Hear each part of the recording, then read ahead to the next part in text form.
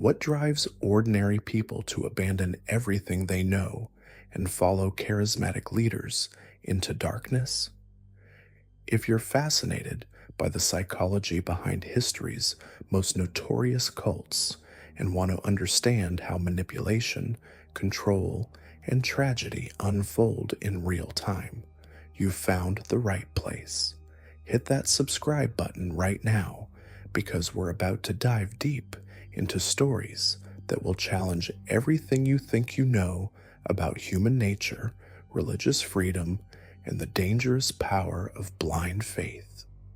I'm Boring Nightmares, and this is where we explore the twisted minds and devastating consequences of the world's deadliest. Throughout history, humanity has been drawn to charismatic leaders who promise salvation, enlightenment, or transformation.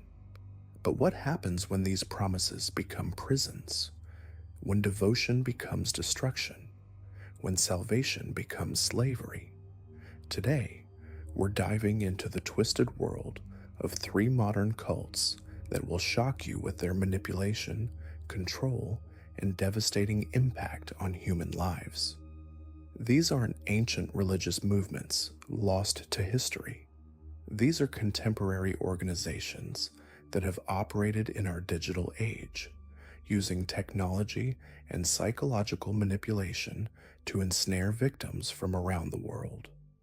The first cult we'll examine is the Church of God Restoration, a fundamentalist group that emerged in the 1980s under the leadership of Daniel Lane in Jennings, Louisiana. What began as a small religious community quickly transformed into a nightmare of abuse, control, and exploitation that would span decades. Lane, a former construction worker turned self-proclaimed prophet, established his church on the premise that he was receiving direct revelations from God. But these weren't your typical Sunday sermons about love and forgiveness. Lane's revelations were dark, controlling, and specifically designed to give him absolute power over his followers. The Church of God Restoration operated on a foundation of fear and isolation. Members were required to cut all ties with family and friends outside the group, surrender their financial assets, and submit to Lane's absolute authority in every aspect of their lives. Children were separated from their parents and subjected to brutal physical punishment for even minor infractions. Education was forbidden beyond basic literacy, ensuring that members remained dependent on the group for all information about the outside world. What made this cult particularly insidious was how Lane weaponized religious doctrine to justify his abuse. He claimed that God had revealed to him that traditional family structures were corrupt and that he needed to purify his followers through suffering. Women were forced into polygamous marriages with older men, often while they were still teenagers. Children were denied medical care, proper nutrition, and basic human affection.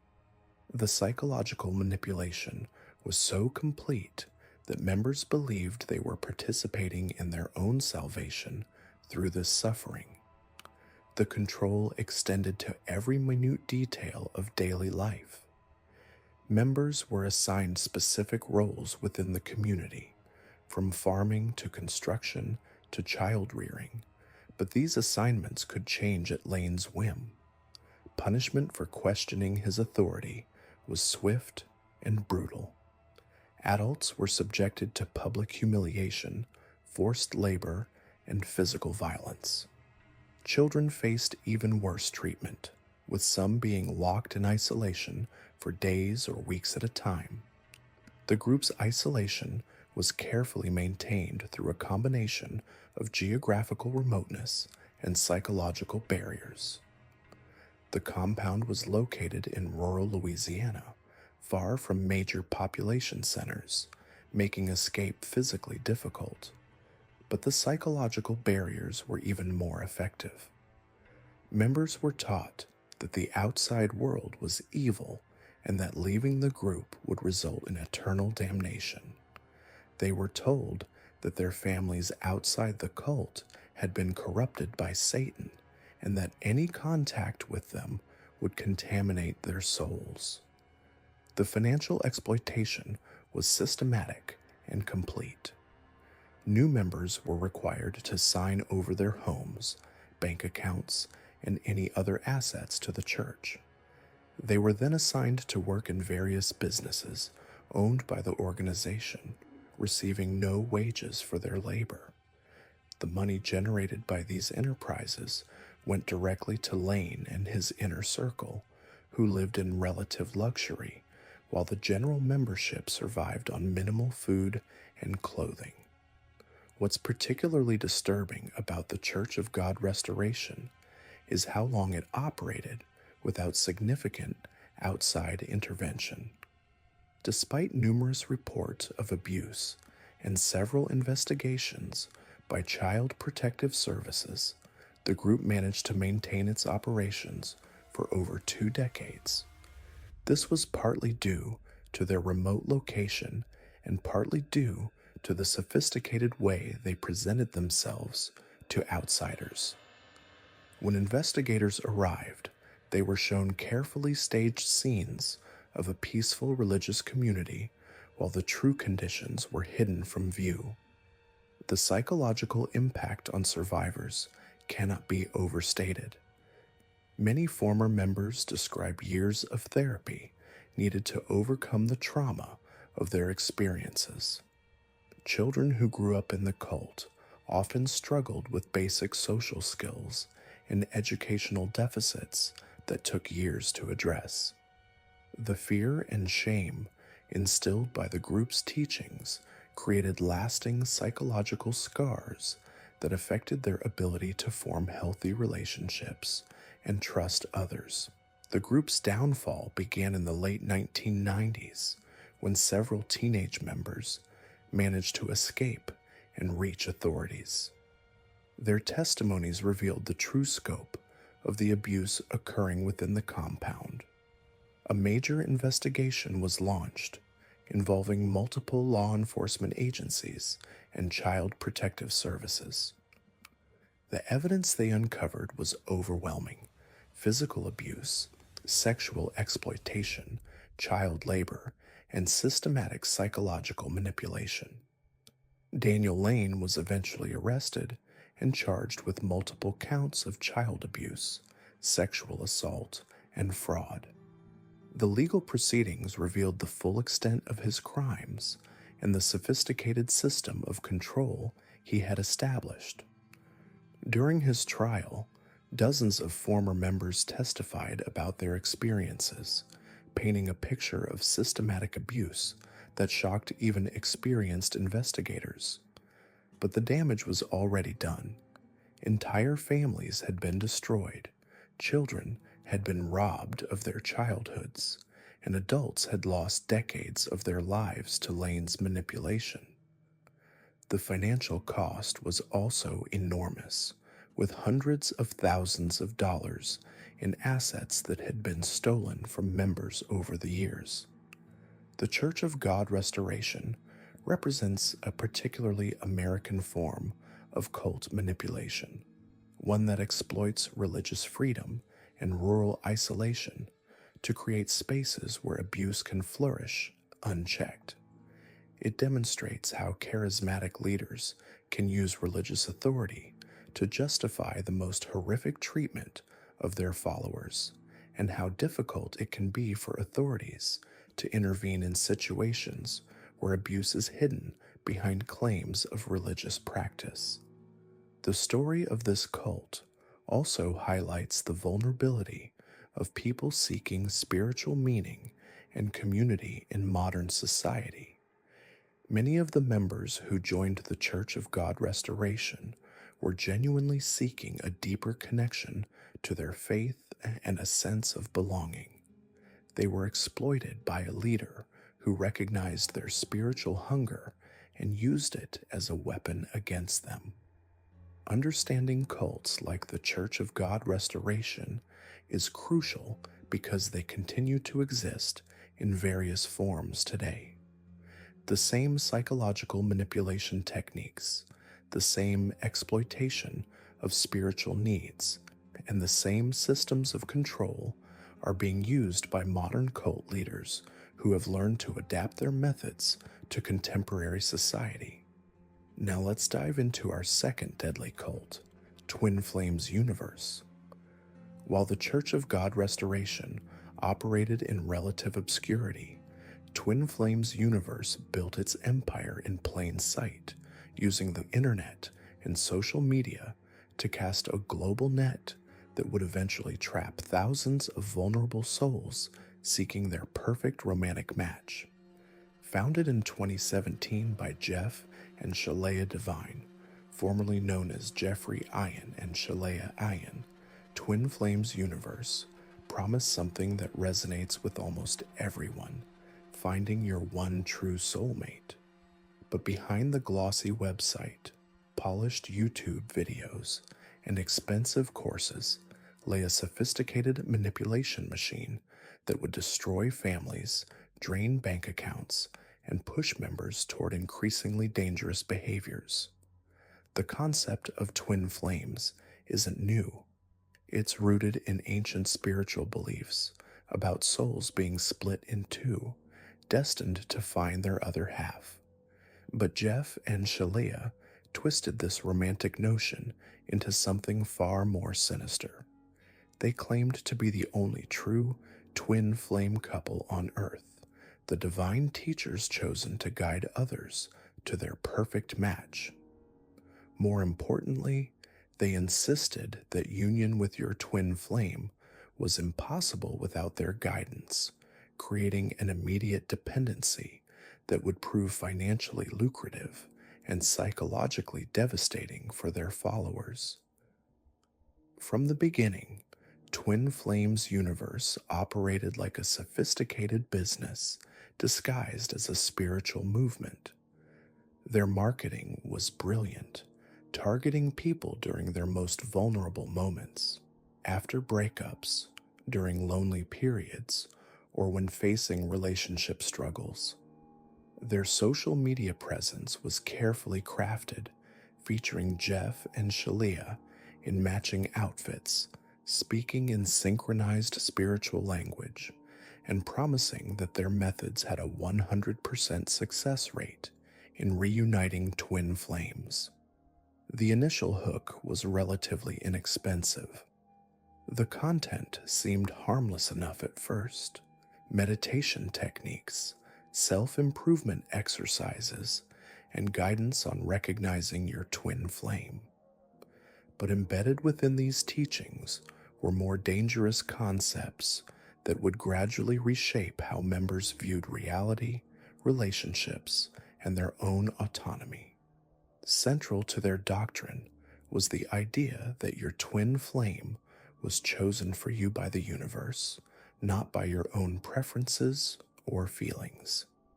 Even more troubling, Jeff and Shalea claimed they could identify anyone's twin flame through their supposed divine connection.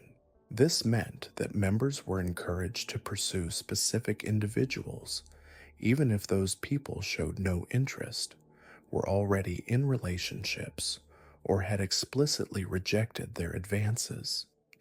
The financial exploitation began almost immediately. After completing the basic course, members were pressured to purchase increasingly expensive programs. The Life Purpose class cost over $1,000.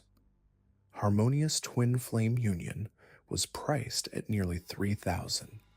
For those seeking the ultimate guidance, private coaching sessions with Jeff and Shalea could cost up to $5,000 per hour. Members were told that investing in these programs wasn't optional but essential for achieving union with their twin flame. The psychological manipulation was even more sophisticated than the financial schemes. Twin Flames Universe employed a technique called mirroring, where any problems in your life were said to reflect internal spiritual issues that only their teachings could resolve. If your supposed twin flame rejected you, it wasn't because they weren't interested or compatible. Instead, you were told that you needed to work on yourself, purchase more courses, and demonstrate greater commitment to the process. This created a perfect psychological trap. Failure was never attributed to the flawed premise that Jeff and Shalia could identify perfect romantic matches for strangers. Instead, failure was always the member's fault for not being spiritually evolved enough, not following the teachings closely enough, or not investing enough money in their spiritual development. This blame shifting kept members trapped in cycles of increasingly desperate attempts to prove their worthiness. The most disturbing aspect of Twin Flame's universe was how it encouraged members to ignore basic social boundaries and legal restrictions in pursuit of their supposed twin flames. Members were taught that no didn't really mean no when it came from your twin flame. Instead, rejection was described as your twin flame's ego resisting the divine connection. Members were encouraged to show up at their twin flame's workplace, home, or social events uninvited. They were told to send repeated messages, gifts, and declarations of love even after being blocked on social media or threatened with restraining orders. The group provided detailed strategies for circumventing these obstacles, including creating fake social media accounts, enlisting friends to deliver messages, and finding new ways to contact someone who had clearly expressed their desire to be left alone. The cult's teachings created a dangerous disconnect from reality. Members were told that their twin flame's current relationship, marriage, or family commitments were illusions that would dissolve once the divine connection was properly activated. This led to devastating consequences for both members and their targets. Marriages were destroyed as members abandoned their spouses and children to pursue strangers they believed were their destined partners. Careers were ruined as members spent work hours obsessing over their supposed twin flames or engaging in stalking behaviors that resulted in termination or legal action. The group's attitude toward gender and sexuality was particularly harmful. Jeff and Shalea taught that souls were inherently gendered and that true twin flame connections could only exist between opposite sex pairs. Members who identified as LGBTQ were told their sexual orientation was a spiritual illness that needed to be healed through their teachings. Some were pressured to enter heterosexual relationships with assigned twin flames, regardless of their actual attractions or identity.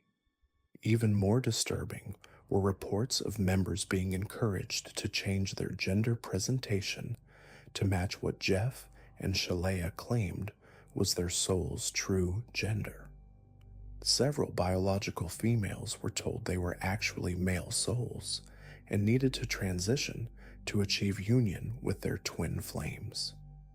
These decisions weren't based on the individual's own feelings about their gender identity, but on the supposed divine insights of two people who had never met them in person.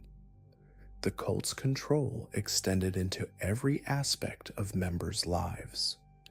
They were discouraged from maintaining friendships or family relationships with people who questioned the twin flame teachings. Members were told that negative reactions from loved ones were signs of spiritual jealousy or lower vibrational energy that needed to be eliminated from their lives. This isolation made members increasingly dependent on the group for social connection and validation.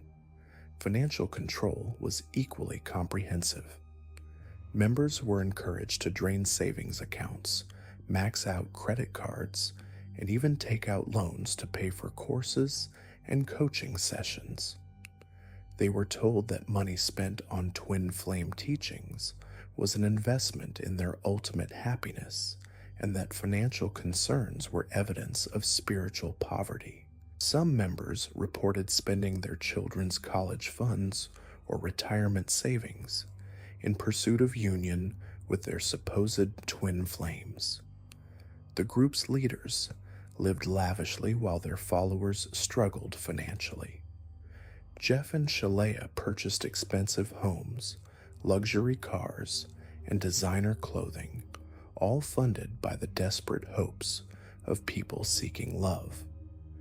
They justified this wealth by claiming they were living examples of the abundance that twin flame union could bring, conveniently ignoring that their abundance came from exploiting vulnerable people rather than finding their perfect matches. As Twin Flame's universe grew, so did the reports of psychological damage among former members. Many described symptoms consistent with complex trauma, anxiety, depression, difficulty trusting their own judgment, and persistent fears about their worthiness for love. The group's teachings had convinced them that they were fundamentally flawed and that happiness was only possible through achieving an increasingly impossible standard of spiritual perfection. The cult's impact extended far beyond its direct members. The targets of twin flame pursuit often experienced severe harassment that disrupted their own lives, relationships, and sense of safety. Law enforcement agencies began receiving increasing numbers of reports about stalking behaviors connected to Twin Flame's universe teachings. Restraining orders were filed, but members were often encouraged to view legal consequences as tests of their commitment to divine love. Perhaps most tragically, the group's promise of perfect love prevented many members from forming healthy relationships with people who were actually interested in them. They were taught to reject genuine connections in favor of pursuing impossible fantasies, leaving them increasingly isolated and emotionally damaged. The irony was devastating. A group promising to help people find love was systematically destroying their capacity for healthy relationships. The psychological techniques used by Twin Flame's universe were sophisticated and deliberately designed to create dependency. They employed love bombing, where new members were showered with attention and praise for their spiritual insights and dedication. This was followed by periods of criticism and demands for greater commitment, creating an addictive cycle of seeking approval from the group's leaders. The group also used manufactured urgency to pressure members into making hasty financial and life decisions. They were told that their twin flame union was imminent, but only if they acted quickly to purchase the next course or coaching session. This prevented members from taking time to think critically about their choices or seek outside perspectives on their involvement. As investigations into Twin Flame's universe intensified, disturbing patterns emerged. Former members reported being encouraged to cut contact with family members who expressed concern about their involvement. Some were told to quit their jobs to focus full-time on achieving twin flame union. Others were pressured to relocate across the country to be closer to their supposed twin flames, leaving behind support systems and familiar environments. The group's response to criticism and legal challenges revealed their true nature. Rather than addressing concerns about stalking and harassment, they doubled down on their teachings and portrayed outside criticism as persecution of their divine mission. They taught members to view family interventions, legal consequences, and media coverage as tests of their faith that would ultimately strengthen their connection to their twin flames. Twin Flames Universe represents a particularly modern form of cult manipulation, using digital platforms and sophisticated marketing to reach vulnerable people worldwide. Their story demonstrates how ancient spiritual concepts can be weaponized for financial gain and psychological control, leaving a trail of broken relationships, financial ruin, and psychological trauma in its wake. The cult's ultimate promise was the one thing most people desperately want: perfect, unconditional love. But their methods ensured that members would never find the healthy relationships they sought, creating a permanent market for their expensive solutions to problems they had created. Now we turn to our third and final group, the Love Has Won. What started as a spiritual healing community in Colorado would become one of the most bizarre and tragic cults of the digital age, led by a woman who believed she was the reincarnation of Mother Mary and Jesus Christ combined. Amy Carlson, who called herself Mother God, founded The Love Has Won in 2018, initially attracting followers through Facebook live streams where she claimed to channel divine beings and offer spiritual guidance. Unlike traditional cults that operated in isolation, The Love Has Won existed primarily online, using social media platforms to recruit members from around the world who were searching for meaning, healing, and spiritual awakening. Carlson presented herself as humanity's savior, claiming she had lived 534 incarnations and was now in her final earthly form to help raise the planet's vibration and guide humanity through ascension. Her followers, who called themselves the Galactic Federation of Light, believed she possessed supernatural abilities, including the power to heal any illness, communicate with extraterrestrial beings, and control global events through her consciousness. The group's beliefs were a chaotic mixture of New Age spirituality, conspiracy theories, and apocalyptic predictions. Carlson taught that Earth was actually a prison planet controlled by dark forces, and that only through following her teachings could humanity escape this spiritual enslavement. She claimed that world leaders, celebrities, and government officials were actually clones or beings possessed by demonic entities, while she represented the only pure divine energy remaining on Earth. What made The Love Has Won particularly dangerous was how Carlson weaponized love bombing and spiritual manipulation to maintain control. New recruits were showered with attention and told they were special souls chosen for an important mission. However, once committed, members faced constant psychological abuse disguised as spiritual teaching. Carlson would berate followers for hours during live streams, calling them weak, stupid, and spiritually inferior, while simultaneously claiming these verbal attacks were acts of divine love meant to help them grow. The group's living conditions were appalling. Members who joined the physical compound in Colorado lived in overcrowded, unsanitary conditions with little food or sleep. Carlson demanded complete financial surrender, with followers turning over their life savings, selling their possessions, and working without pay to fund her lifestyle. She lived separately from her followers in better conditions while they slept on floors and survived on minimal rations.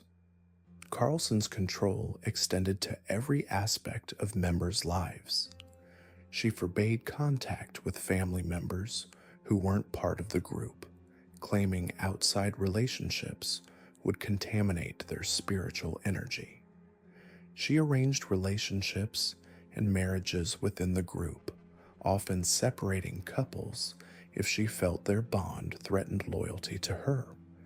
Members were required to ask permission for basic activities like eating, sleeping, or using the bathroom. The psychological manipulation was relentless and sophisticated. Carlson created an environment where followers competed for her approval and feared her rejection more than anything else. She would randomly select members for special praise or brutal criticism, keeping everyone in a constant state of anxiety and hypervigilance. Those who questioned her teachings or showed signs of doubt were subjected to public humiliation sessions where other members were encouraged to join in the verbal abuse.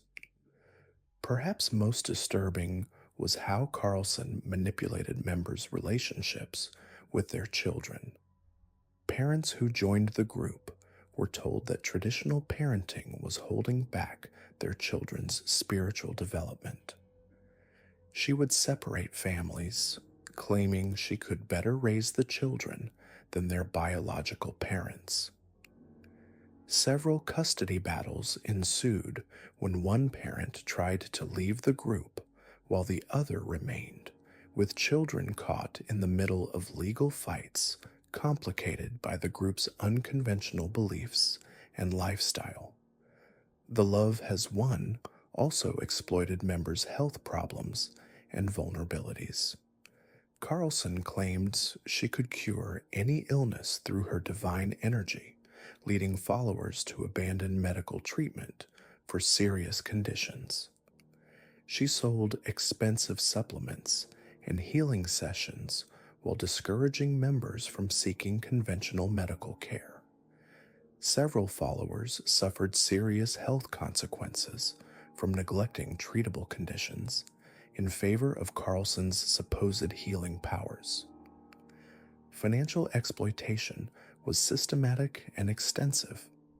Beyond requiring members to turn over their assets, the group operated multiple online businesses selling spiritual products, healing sessions, and access to Carlson's teachings.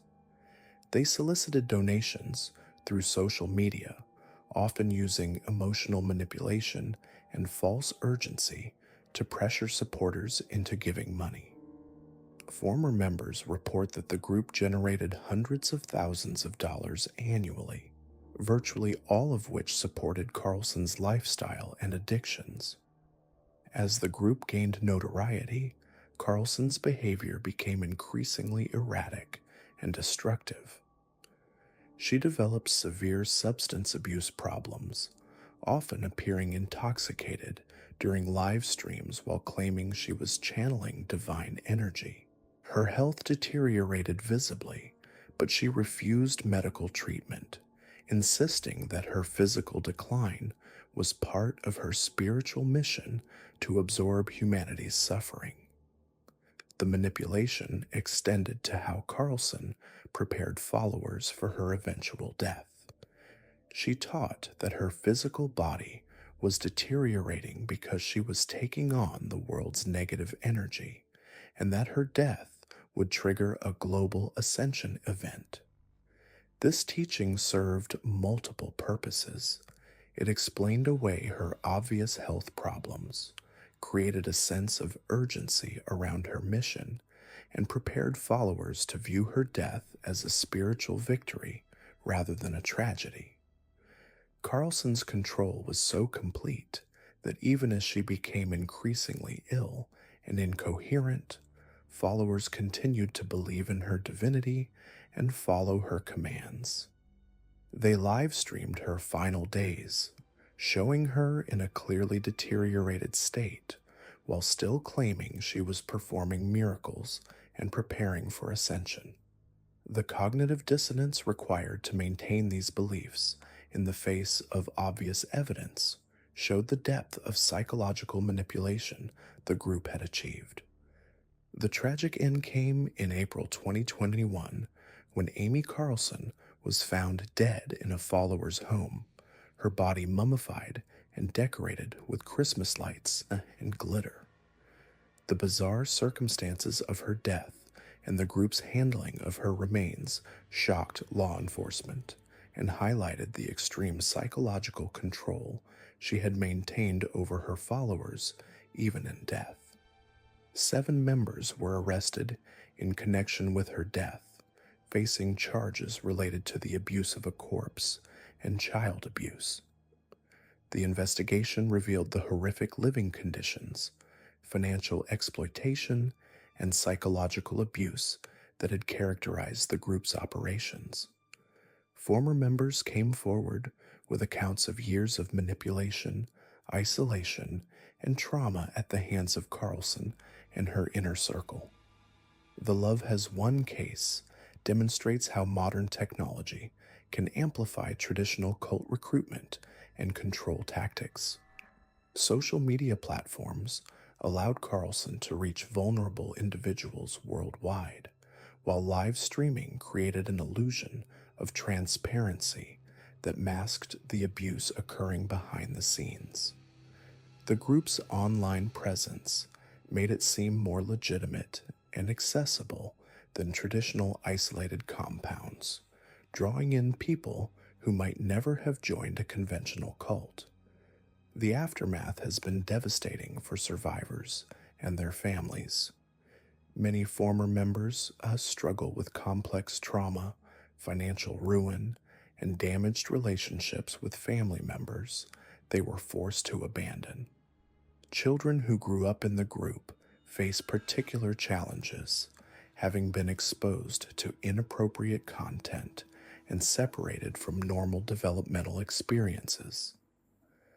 The psychological recovery process is complicated by the group's sophisticated manipulation techniques and the shame many survivors feel about having been deceived. What makes these 3 groups particularly significant is how they represent the evolution of cult manipulation in the modern era. The Church of God Restoration used traditional religious authority and physical isolation. Twin Flames Universe leveraged internet marketing and the online dating phenomenon. The Love Has Won exploited social media and New Age spirituality.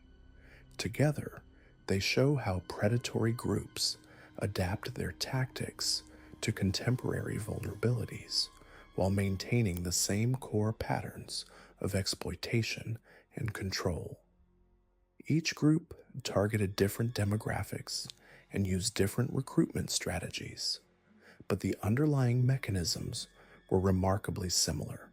They identified vulnerable individuals seeking something missing in their lives, offered a compelling solution that required total commitment, gradually increased control while isolating members from outside support, and used psychological manipulation to maintain dominance even when the promised benefits never materialized.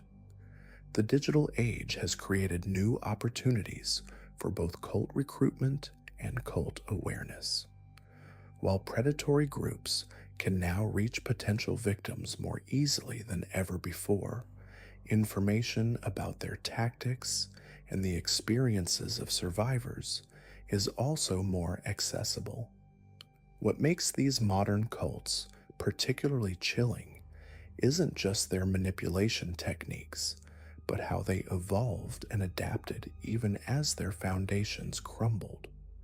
The aftermath of their destruction reveals the lasting psychological scars they left on survivors and the disturbing ways their ideologies continue to spread through digital networks long after their leaders disappeared. The Church of God Restoration's collapse came not through law enforcement intervention, but through internal implosion. By 2018, Samuel Robidoux' health was deteriorating rapidly, and his iron grip on the community began to weaken. Members who had been isolated for decades started questioning the prophecies that never materialized, and the promised salvation that seemed perpetually out of reach. The breaking point came when a young mother named Sarah, whose children had been repeatedly subjected to Robidoux' disciplinary rituals, managed to contact relatives outside the compound using a smuggled cell phone. What followed was a carefully coordinated extraction operation involving multiple law enforcement agencies. When authorities finally entered the Louisiana compound, they discovered conditions that shocked even seasoned investigators. Children were found severely malnourished, living in structures that barely qualified as shelter. The financial records revealed that members had surrendered over $3 million in assets to Robidoux over the years, money that had been used to fund his personal lifestyle while the community lived in squalor. The psychological evaluation reports from rescued members painted a devastating picture of systematic brainwashing. Adults who had been in the group for decades struggled with basic decision-making, having been conditioned to seek approval for the most mundane choices. Children had never attended school, received proper medical care, or interacted with anyone outside the group. Many survivors required years of intensive therapy to begin functioning in mainstream society. But perhaps most disturbing was what investigators found in Robidoux' personal quarters. Detailed journals revealed his calculated manipulation strategies, including specific techniques for identifying and exploiting individual psychological vulnerabilities. He had maintained extensive files on each member, documenting their fears, traumas, and emotional triggers. These weren't the ravings of a delusional prophet, but the methodical notes of a predator who understood exactly how to control human psychology. Twin Flames Universe's downfall followed a different trajectory, largely due to their heavy reliance on digital platforms that eventually turned against them. As more survivors came forward with their stories, social media algorithms began flagging their content as harmful. Former members created online support groups that grew into a powerful counter-narrative, sharing screenshots of the manipulative messages they had received and exposing the financial exploitation they had endured. The group's practices became increasingly desperate as their online presence was systematically dismantled. Jeff and Shalea began encouraging more extreme behaviors from their remaining followers, including what they called divine masculine and divine feminine role reversals that involved pressuring members to change their gender identity and sexual orientation. Several members were convinced they needed to undergo gender transition surgery to align with their supposed twin flame, leading to irreversible medical procedures based on cult manipulation rather than genuine gender dysphoria. Financial records obtained through legal proceedings revealed the staggering extent of their exploitation. The organization had collected over $8 million from members through their various programs, with individual members spending anywhere from $5,000 to over $100,000 on courses, coaching sessions, and retreats. Many members had gone into severe debt, maxed out credit cards, and liquidated retirement accounts to fund their participation in the group. The psychological impact on survivors was particularly complex because many had documented their entire journey on social media, creating a digital record of their gradual transformation from hopeful romantic seekers to isolated, desperate individuals willing to stalk and harass strangers they believed were their destined partners. Several former members faced legal consequences for behaviors they had been encouraged to engage in while under the group's influence, including restraining orders and harassment charges filed by their supposed twin flames. Love Has One's End came with Amy Carlson's death in April 2021, but the circumstances surrounding her final days revealed the group's complete descent into dangerous delusion. Carlson, who had been consuming colloidal silver for years as part of her supposed divine health regimen, had developed a severe condition called argyria that turned her skin blue-gray. Rather than seeking medical attention, the group interpreted her deteriorating condition as evidence of her ascending to a higher spiritual plane. When police discovered Carlson's mummified remains in a Colorado home, she was found wrapped in Christmas lights and glitter, with her followers believing she would resurrect within days. Toxicology reports revealed dangerous levels of alcohol and colloidal silver in her system, but also traces of other substances that suggested she may have been given drugs to manage her condition without proper medical supervision. The group's final weeks were documented through their own live streams, creating a horrifying record of Carlson's decline and her followers' complete disconnection from reality. She appeared increasingly incoherent and physically frail, but members continued to donate money and express devotion even as their leader was clearly dying before their eyes. The streams showed members discussing how they would handle her body after death and their plans to continue the mission in her absence. What emerged from the investigation was evidence of severe financial exploitation in the group's final phase. Members had been selling their possessions and sending money even as Carlson's health deteriorated, with the group collecting donations right up until her death. Several members had been living in vehicles or temporary shelters, having given up their homes to fund the group's activities. The psychological profiles of survivors from all three groups revealed common patterns that illuminate how modern cult manipulation operates. Members remained physically in their communities, but became psychologically separated from friends and family through constant online engagement with the group. This digital isolation proved particularly effective because it allowed the groups to monitor and control members' thoughts in real time. Through constant messaging, live streams, and digital assignments, leaders could intervene immediately whenever members showed signs of doubt or independent thinking.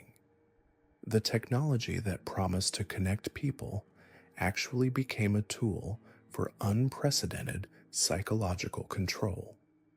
The recruitment strategies employed by these groups also revealed sophisticated understanding of modern psychological vulnerabilities. They targeted individuals during life transitions, relationship failures, career setbacks, or spiritual crises when people were most susceptible to promises of transformation and belonging. Social media algorithms inadvertently aided this process by showing cult content to users who had engaged with self-help, spirituality, or relationship advice materials. Perhaps most troubling is the evidence that these groups' influence continues even after their apparent dissolution. Former members report ongoing harassment from remaining believers who refuse to accept their leaders' failures. Online communities have formed around defending these groups' ideologies, creating new spaces for recruitment and radicalization. The same digital platforms that enabled their rise continue to spread their harmful messages to new potential victims. The financial devastation left in these groups' wake extends far beyond the immediate members. Families were torn apart as loved ones disappeared into these organizations, often taking shared assets with them. Children suffered educational neglect and medical abuse. Communities were disrupted by the bizarre behaviors these groups encouraged in their members. Recovery for survivors involves not just psychological healing, but practical rebuilding of basic life skills. Many had been out of the workforce for years, had damaged credit, and possessed outdated job skills. The social stigma of having been in a cult created additional barriers to reintegration, with some survivors reporting discrimination in employment and housing when their background became known. The legal system's response to these groups highlighted significant gaps in protecting vulnerable adults from exploitation. While children can be removed from dangerous situations, adults who voluntarily participate in groups, even obviously harmful ones, have limited legal protections. Prosecutors struggled to build cases against leaders who carefully avoided crossing certain legal lines while still causing tremendous psychological and financial harm. These three cults represent a new generation of manipulative organizations that have learned to exploit both ancient psychological vulnerabilities and modern technological tools. They demonstrate how traditional cult warning signs may not apply to groups that operate primarily online and allow members to maintain the appearance of normal lives while being systematically exploited. Their stories serve as crucial warnings about the evolving nature of psychological manipulation in the digital age.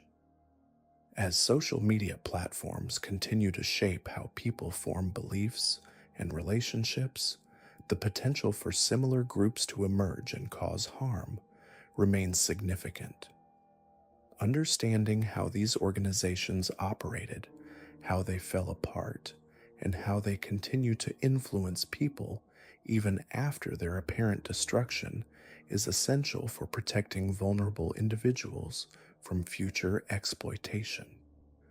The survivors of these groups continue their healing journeys, many becoming advocates for cult awareness and education.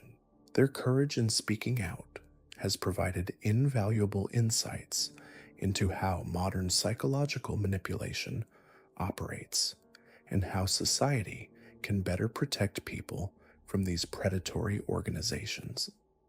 The psychological impact of these three cults extends far beyond their active periods of operation. Studies conducted by cult recovery specialists reveal that former members often struggle with what researchers term cult trauma syndrome, a complex form of psychological damage that can persist for decades after escape or dissolution. The symptoms include chronic anxiety, difficulty making decisions, persistent fear of authority figures, and what therapists describe as reality fragmentation, an ongoing uncertainty about what constitutes normal human behavior and healthy relationships. Dr. Sarah Mitchell, who has treated over 200 former cult members, explains that the recovery process is particularly challenging for those who experienced online manipulation. Unlike traditional cults, where physical escape marked a clear separation, digital cult survivors often find themselves triggered by everyday technology use. Social media platforms, online dating apps, and even basic internet browsing can suddenly transport them back to the psychological state they experienced during their manipulation. The very tools that modern society depends on become landmines in their healing journey. Former Twin Flames universe members report some of the most severe technological trauma. Many describe being unable to use dating apps for years after leaving, as the platform's matching algorithms and messaging systems too closely resembled the manipulative pairing processes they endured. Some have had to completely change their online identities, abandoning social media accounts, email addresses, and even professional networking profiles to escape the persistent reach of the organization's monitoring systems. The financial devastation left by these groups creates additional layers of trauma. Unlike traditional scams that steal money through deception, these cults extracted wealth through manufactured emotional dependency.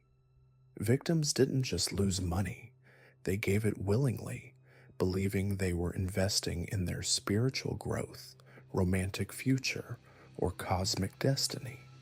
This voluntary aspect of the financial abuse creates profound shame and self-blame that complicates recovery. Jennifer, a former Love Has Won member, describes the ongoing challenge of financial recovery. I didn't just lose my savings. I gave up my career, my credit score, my retirement plans. But the worst part is knowing I chose to do it. Amy didn't steal my money. I handed it to her believing it would save my soul. Her experience reflects a common struggle among cult survivors who must reconcile their rational understanding of manipulation with the emotional reality of their voluntary participation. The family destruction caused by these groups creates ripple effects that extend through multiple generations. Children of cult members often require specialized therapy to address their exposure to manipulative dynamics, unstable living conditions, and the psychological absence of parents who became consumed by their cult involvement. Spouses and partners left behind frequently develop their own trauma responses, including hypervigilance about their loved ones' online activities and deep mistrust of spiritual or self-improvement communities. Law enforcement agencies have struggled to develop effective responses to these modern cult phenomena. Traditional cult investigation techniques, developed for groups like Jonestown or Branch Davidians, prove inadequate for organizations that exist primarily in digital spaces and cross multiple state and national boundaries. The Church of God Restoration's decades of operation, despite numerous reports, illustrates how geographic isolation can shield abusive groups from scrutiny. Twin Flames Universe's international reach and online presence created jurisdictional nightmares for investigators attempting to build cases against the leadership. The legal system itself presents obstacles to justice for cult victims. Many of the psychological manipulation techniques employed by these groups, while devastating to victims, don't clearly violate existing laws. Proving coercion in court requires demonstrating that victims lacked free will, but the sophisticated psychological techniques used by modern cults are designed specifically to make victims believe they are making independent choices. This creates a legal gray area where clearly harmful behavior may not meet the technical requirements for criminal prosecution. Recent legislative efforts have attempted to address these gaps. Several states have introduced bills that would classify certain psychological manipulation techniques as forms of fraud or abuse, particularly when combined with financial exploitation. However, these laws face significant constitutional challenges related to religious freedom and free speech protections. The balance between protecting vulnerable individuals and preserving fundamental rights remains a contentious issue in both legal and academic circles. The role of social media platforms in enabling these groups has prompted calls for increased corporate responsibility. Critics argue that companies like Facebook, Instagram, and YouTube profit from the engagement generated by cult content while bearing no responsibility for the harm caused to users. The algorithms that drive content recommendations often amplify extremist or manipulative content because it generates strong emotional responses that keep users engaged with the platform. Some platforms have begun implementing policies specifically targeting cult recruitment and manipulation, but enforcement remains inconsistent and reactive rather than preventative. The challenge lies in distinguishing between legitimate spiritual communities, self-help groups, or unconventional lifestyle choices and genuinely harmful manipulative organizations.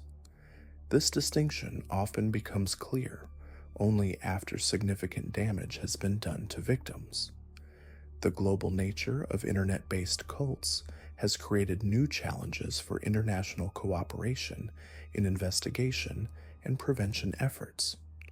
Twin Flames Universe's ability to operate across multiple countries while avoiding effective legal consequences illustrates how jurisdictional limitations can shield harmful organizations.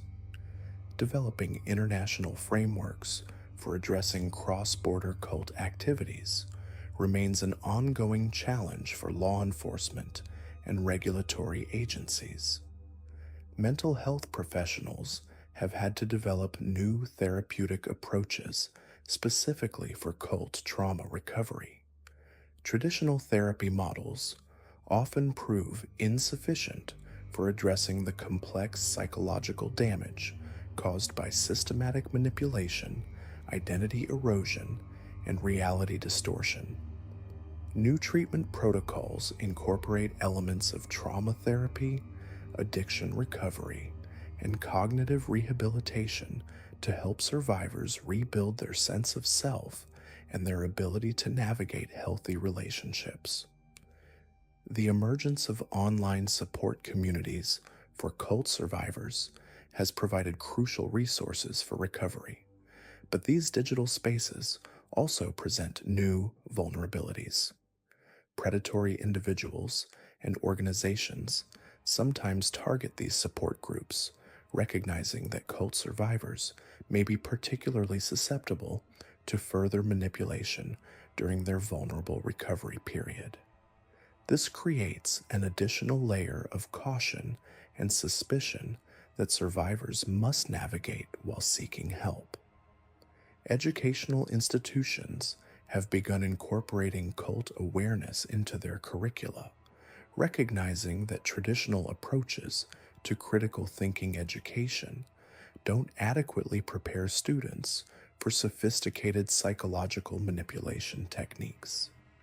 These programs focus on understanding influence tactics, recognizing manipulation in digital environments, and developing psychological resilience against coercive persuasion.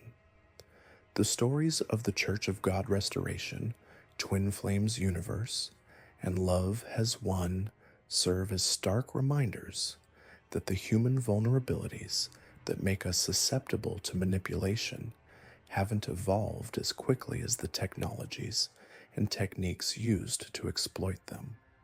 In our interconnected digital age, the reach and sophistication of predatory groups have expanded dramatically, while our cultural understanding of these threats and our protective mechanisms have lagged behind. These three organizations represent different approaches to the same fundamental exploitation: the systematic targeting of human needs for connection, purpose, and transcendence. They demonstrate how modern technology can amplify ancient manipulation techniques, creating new forms of psychological and financial abuse that leave lasting scars on individuals, families, and communities. The digital age has fundamentally altered how these cult-like organizations operate, but it has also transformed how we must approach their dismantling and prevention. The collapse of the Church of God Restoration, Twin Flames Universe, and the Love Has Won didn't happen in isolation. Each organization faced mounting pressure from multiple fronts that ultimately proved insurmountable, yet their methods of unraveling reveal critical insights about combating modern digital cults. The Church of God Restoration began showing cracks when former members started connecting through encrypted messaging apps, sharing stories that contradicted the organization's narrative of divine blessing. Social media platforms that had initially amplified their reach became instruments of exposure. Ex-members created private Facebook groups and Reddit communities where they documented abusive practices, shared financial records, and coordinated legal strategies. The very technology that had enabled the cult's expansion became the foundation for its destruction. What proved most damaging wasn't external criticism, but internal contradictions becoming visible through digital transparency. When multiple former members began live streaming their testimonies simultaneously across different platforms, the organization couldn't control the narrative. Their attempts to suppress these accounts through mass reporting only drew more attention from platform moderators and investigative journalists who began connecting the dots between coordinated harassment campaigns and the organization's official social media presence. The financial unraveling followed predictable patterns. Banking institutions, alerted by unusual transaction patterns flagged by automated fraud detection systems, began freezing accounts associated with the organization. Cryptocurrency transactions, initially seen as untraceable, were mapped by blockchain analysis firms working with law enforcement. The digital paper trail that leaders believed would protect them instead became evidence of systematic financial exploitation. Twin Flames Universe faced a different kind of technological reckoning. Their entire model depended on sophisticated online manipulation through personalized content delivery and algorithmic engagement. When platform algorithms changed to deprioritize content that kept users in closed loops, their reach began declining organically. More significantly, former members with technical backgrounds began reverse engineering the organization's digital manipulation tactics, creating detailed documentation of how the group used data analytics to identify and target vulnerable individuals. The organization's downfall accelerated when artificial intelligence researchers studying online radicalization identified Twin Flames Universe as a case study in digital manipulation. Academic papers describing their techniques were published in peer-reviewed journals, making their methods visible to platform safety teams, mental health professionals, and law enforcement agencies. What had been their greatest strength, technological sophistication, became their most visible vulnerability once subjected to academic scrutiny. Perhaps most damaging was the emergence of counter-algorithms developed by former members and sympathetic technologists. These tools could identify Twin Flames content across platforms, warn potential victims about manipulation tactics, and connect people seeking to leave the organization with appropriate resources. The same technological arms race that had initially favored the cult eventually turned against them as opposition forces gained technical expertise and institutional support. The Love Has Won faced the most dramatic and public collapse, largely because their leader's deteriorating condition became impossible to conceal in an age of constant digital documentation. Live-streamed sessions that were meant to demonstrate divine power instead revealed obvious signs of substance abuse and mental illness. Medical professionals watching these streams began publicly discussing the health implications of what they were witnessing, creating a parallel narrative that contradicted the organization's claims. The group's nomadic lifestyle, initially an advantage for avoiding legal scrutiny, became a liability when combined with social media presence. Law enforcement agencies could track their movements through geotagged posts, building cases across multiple jurisdictions. When members were arrested, the organization's response was streamed live, providing real-time evidence of their reactions and internal dynamics. Most significantly, the discovery of their leader's mummified remains created a crisis that no amount of spiritual reframing could resolve. The physical evidence of death conflicted so fundamentally with claims of ascension that even the most devoted followers began questioning the organization's basic premises. The digital age's demand for constant content creation meant this crisis played out in real time across multiple platforms, making denial impossible. Yet the collapse of these organizations has revealed disturbing patterns about the resilience of digital cult structures. When central leadership disappears, the networks they created don't simply vanish. Instead, they fragment into smaller, more diffuse groups that maintain many of the same beliefs and practices while being harder to identify and address. Former Twin Flames members report encountering similar manipulation tactics in apparently unrelated spiritual communities, suggesting that the methodology spreads even when specific organizations fail. The financial infrastructure these groups created has proven particularly persistent. Cryptocurrency wallets, offshore accounts, and complex donation systems often remain active long after organizational collapse. Some former members report continued automatic payments to defunct organizations because the financial mechanisms were designed to be difficult to cancel. This creates ongoing exploitation even without active leadership. Perhaps most concerning is how the ideological frameworks these organizations promoted continue spreading through social media algorithms. The content they created remains accessible online, often without clear attribution to its origins.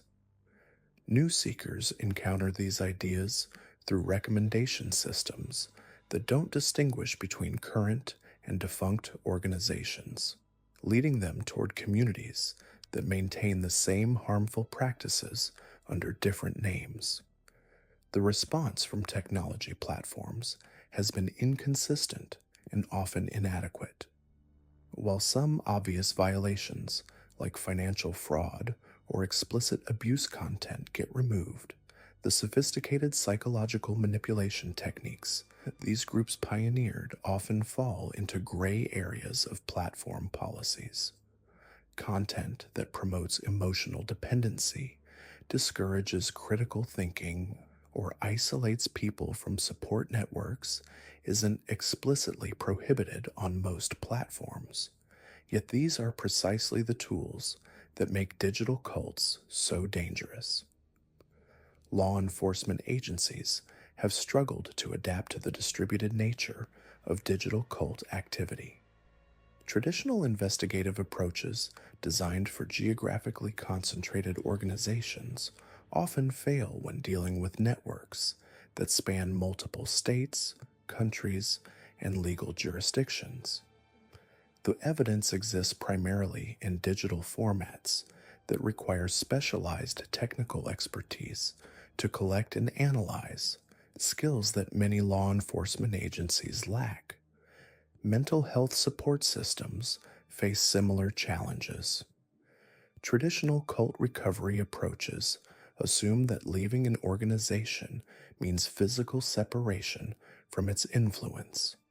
In the digital age, former members can be continually re-exposed to triggering content through social media algorithms, targeted advertising, and persistent online communities. Therapeutic approaches must now account for ongoing digital manipulation, even after someone has physically left a group. The emergence of these three organizations has also revealed how traditional religious and spiritual communities can be vulnerable to infiltration by cult-like tactics. Many legitimate spiritual teachers report being approached by individuals trained in these manipulation techniques who attempt to introduce harmful practices into established communities. The methods pioneered by digital cults are spreading into mainstream spiritual and self-help contexts. Educational institutions have begun recognizing the need for digital literacy programs that specifically address cult recruitment and manipulation tactics. However, these programs often focus on obvious red flags while missing the sophisticated psychological techniques that make modern digital cults so effective. Young people, who are most vulnerable to online manipulation, receive little training in recognizing gradual escalation of control or the difference between healthy spiritual exploration and exploitative spiritual abuse. The economic impact extends beyond direct financial exploitation of members. These organizations have influenced broader markets in digital spirituality, life coaching, and alternative wellness services. Legitimate practitioners report that clients arrive with unrealistic expectations shaped by cult-like marketing, making it more difficult to provide genuine help. The overall credibility of online spiritual and therapeutic services has been damaged by association with these exploitative groups. Research into digital cult phenomena has accelerated significantly following these high-profile cases. Academic institutions are developing new frameworks for understanding online radicalization that applies to spiritual and self-help contexts, not just political extremism.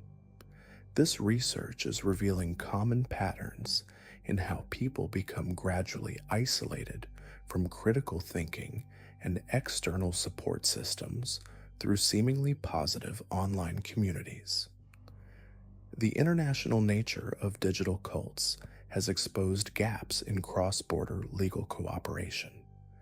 When organizations operate across multiple countries, with leaders in one nation, servers in another, and victims scattered globally, traditional legal frameworks prove inadequate.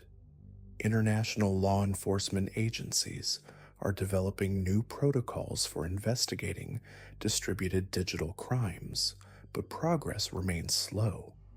Technology companies are beginning to invest in more sophisticated detection systems for manipulative online communities.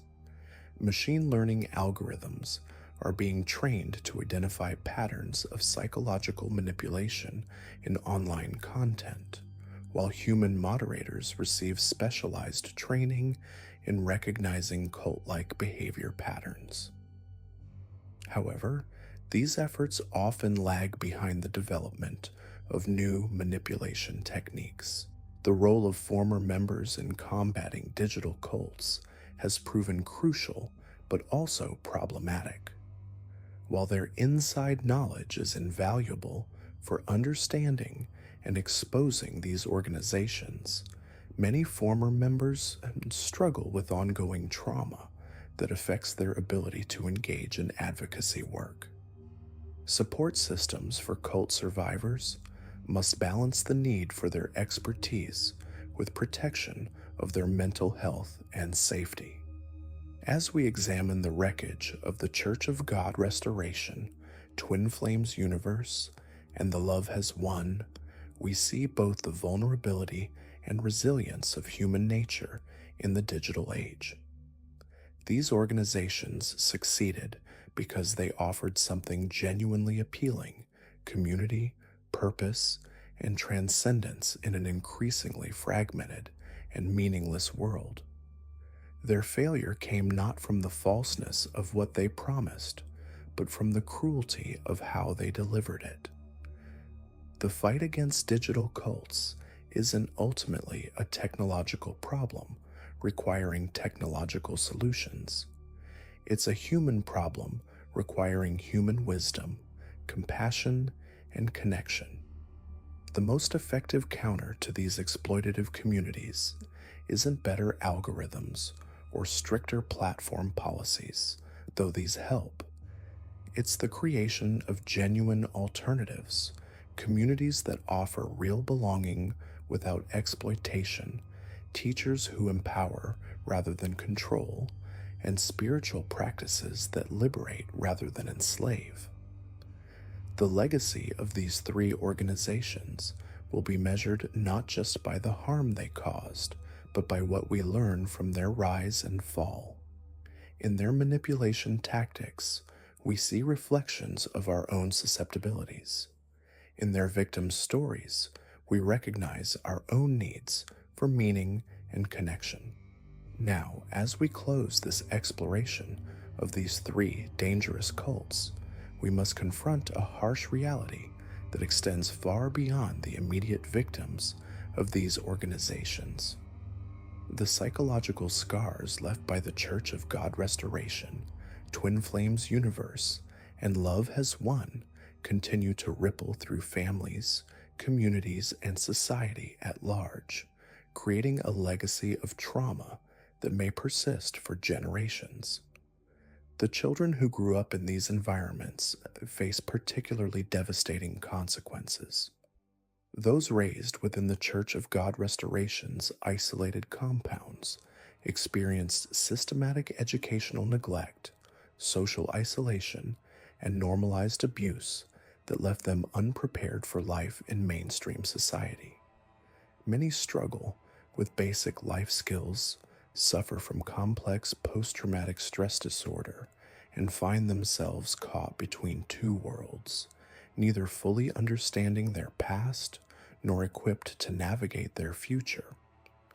The Twin Flames universe created a different but equally damaging form of childhood trauma, where children watched their parents become unrecognizable strangers, obsessed with finding their divine counterpart, while neglecting their fundamental parental responsibilities. These children learned that love was conditional, manipulative, and transactional, lessons that would poison their ability to form healthy relationships throughout their lives.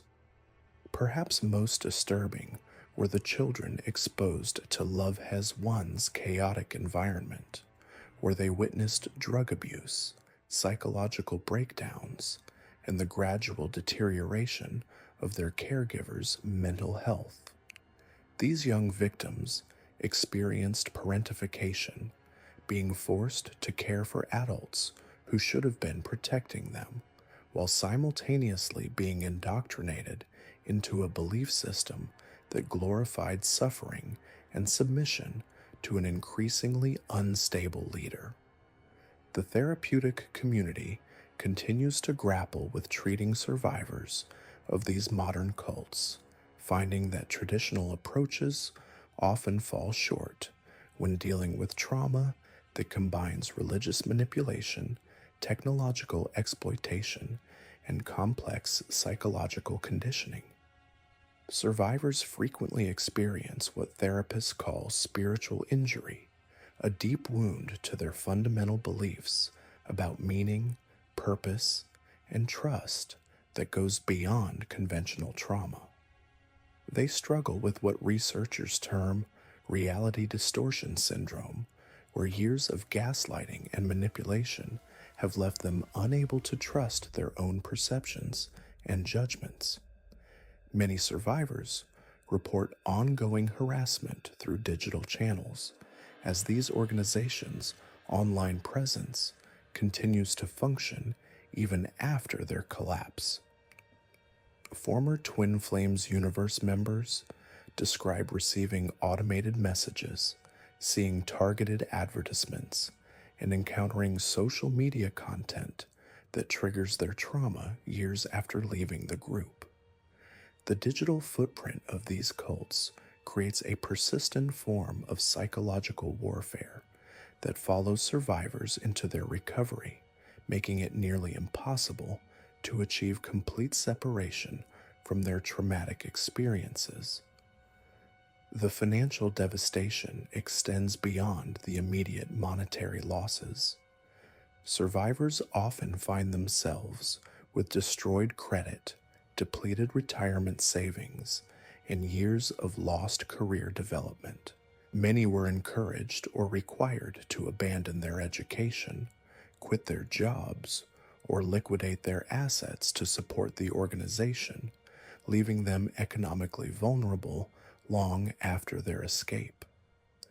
The financial recovery process can take decades, particularly for older survivors who lost their retirement savings during what should have been their peak earning years. Law enforcement agencies have struggled to develop effective responses to these modern cult phenomena. Traditional criminal justice approaches designed for conventional crimes often prove inadequate when dealing with the sophisticated psychological manipulation employed by these organizations. The international nature of online recruitment makes jurisdiction unclear, while the gradual nature of indoctrination makes it difficult to identify specific moments when criminal activity occurred. Many survivors report feeling re-traumatized by legal proceedings that seem to minimize their experiences or fail to understand the complex dynamics of cult manipulation. The medical community has also been forced to evolve in response to these organizations' practices. Healthcare providers increasingly encounter patients whose medical conditions have been neglected or worsened by cult-prescribed alternative treatments. The Love Has Won group's promotion of dangerous substances and rejection of conventional medical care created a public health crisis that extended beyond their immediate members. Emergency rooms and mental health facilities have had to develop new protocols for treating individuals experiencing what doctors term cult-induced psychosis, a condition that combines elements of substance abuse, malnutrition, sleep deprivation, and psychological trauma.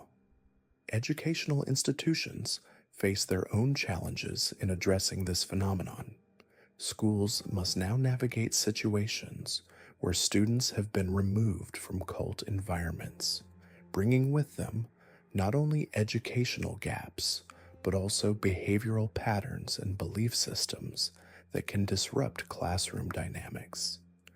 Teachers report feeling unprepared to handle students who have been taught to view mainstream education as evil or who have been conditioned to report classroom discussions to their parents or guardians. The broader implications for society are equally troubling. These cults have demonstrated how easily modern technology can be weaponized to exploit human vulnerability on an unprecedented scale. The techniques they developed, from algorithmic manipulation to psychological profiling of potential recruits, represent a blueprint that could be adapted by other malicious actors. The normalization of extreme beliefs through social media echo chambers, the exploitation of mental health struggles for profit, and the use of spiritual seeking as a gateway to abuse have all become part of the modern landscape of manipulation. Perhaps most concerning is how these organizations have contributed to the erosion of trust in institutions, expertise, and shared reality. By promoting conspiracy theories, alternative facts, and the rejection of mainstream knowledge, they have weakened the social fabric that holds communities together. Former members often struggle to distinguish between legitimate criticism of institutions and the paranoid worldview promoted by their former groups, leaving them vulnerable to other forms of manipulation or unable to fully reintegrate into society. The intergenerational trauma created by these organizations will likely persist for decades. Children of survivors often struggle with inherited trauma, anxiety disorders, and difficulty forming trusting relationships, even if they were never directly involved with the cult. The ripple effects extend to grandchildren, nieces, nephews, and friends who witness the ongoing struggles of survivors and develop their own anxieties about trust, spirituality, and human relationships. Mental health professionals have identified several long-term consequences that appear to be common among survivors of these modern cults.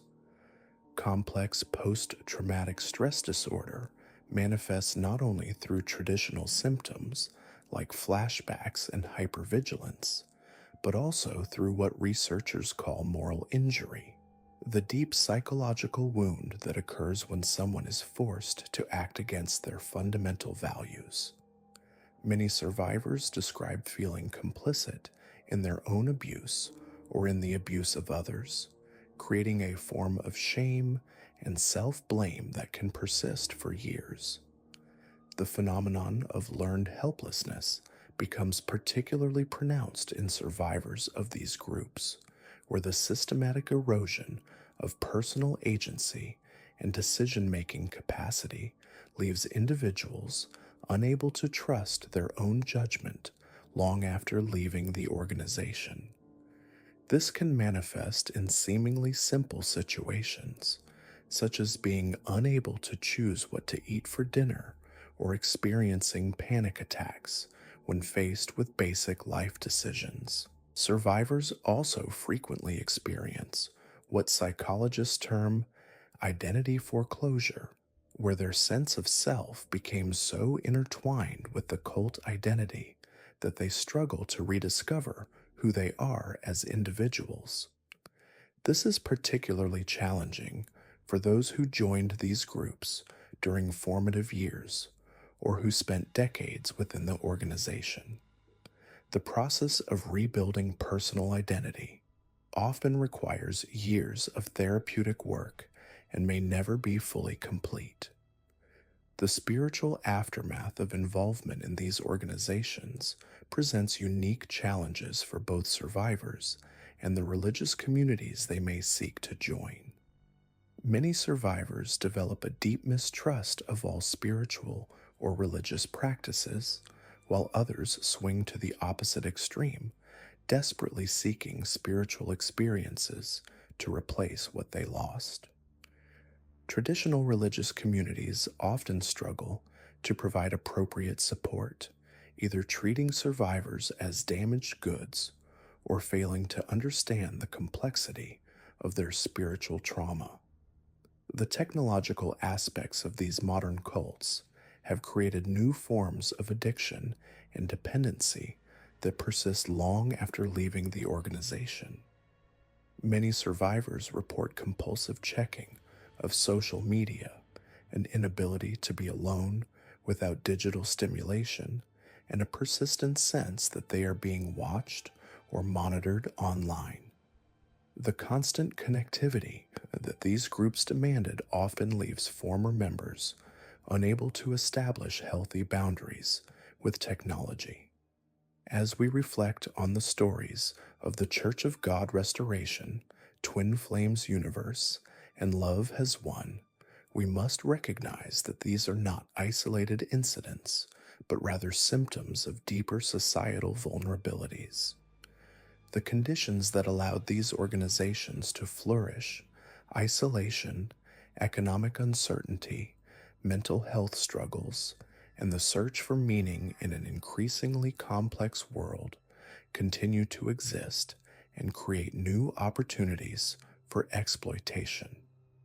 The rise of artificial intelligence and more sophisticated online manipulation techniques suggests that future cult like organizations may be even more effective at identifying and exploiting vulnerable individuals.